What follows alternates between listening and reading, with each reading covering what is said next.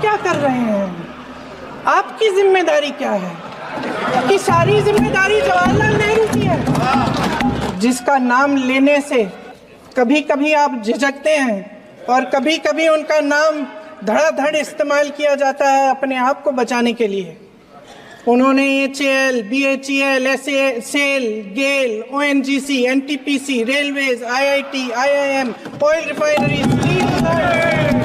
तमाम PSU बनाए। अध्यक्ष महोदय, उनका नाम पुस्तकों से मिटाया जा सकता है, उनका नाम भाषणों से मिटाया जा सकता है, लेकिन जो उनकी भूमिका रही इस देश की आज़ादी के लिए और इस देश के निर्माण के लिए, वो इस देश में से कभी मिटाया नहीं जा सकता। आप हंस रहे हैं, लेकिन ये गंभीर बात है। और क्या गंभीर बात। शर्म करो। पूरी देश की जनता जानती है कि इनका, हंसती है, जानती है कि इनके यहाँ तो वॉशिंग मशीन है, तो यहाँ से वहाँ जाता है वो धुल जाता है। आज संसद में बैठे हुए सत्ता पक्ष के मेरे साथी ज्यादा से ज्यादा अतीत की बातें करते हैं। 1921 में क्या हुआ, कब हुआ, नेहरू जी ने क्या किया। अरे वर्तमान की बात करिए, देश को बताइए आप क्या कर रहे हैं, आपकी जिम्मेदारी क्या है? कि सारी जिम्मेदारी जवाहरलाल नेहरू की है।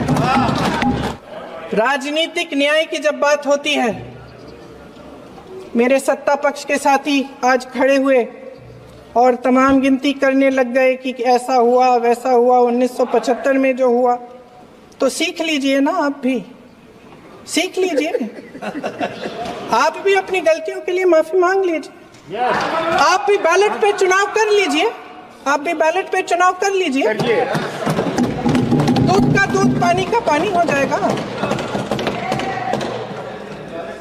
आप राजनीतिक न्याय की बात करते हैं, सरकारों को पैसों के बल पर गिरा देते हैं। पूरी देश की जनता जानती है कि इनका, हंसती है, जानती है कि इनके यहाँ तो वॉशिंग मशीन है,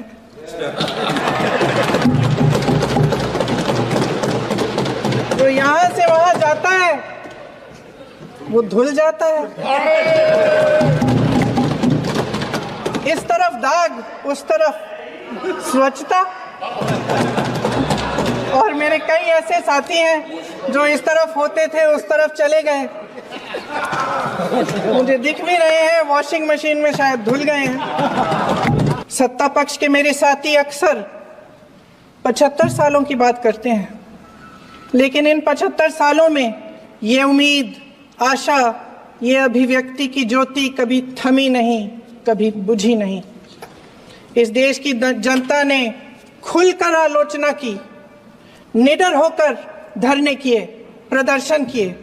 जब जब जनता नाराज हुई तब तब सत्ता को ललकारा, उसे चेतावनी दी, बड़े से बड़े नेताओं को कटघरे में खड़ा किया, उनसे जवाब मांगा, न्याय मांगा।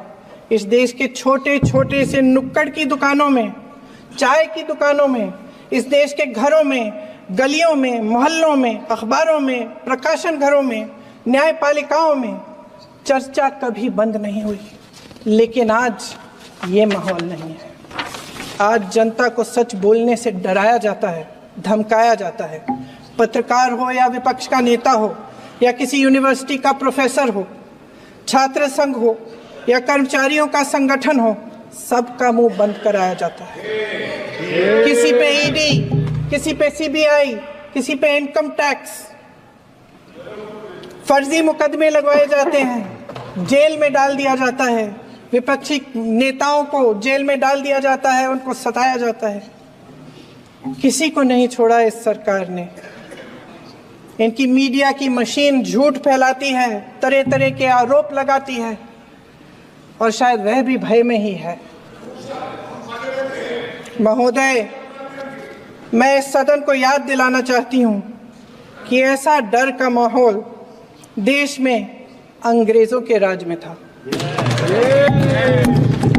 जब इस तरफ बैठे हुए गांधी की विचारधारा वाले लोग आजादी की लड़ाई लड़ रहे थे और उस तरफ वाली विचारधारा वाले लोग भय में रहकर अंग्रेजों के साथ साठगांठ कर रहे थे।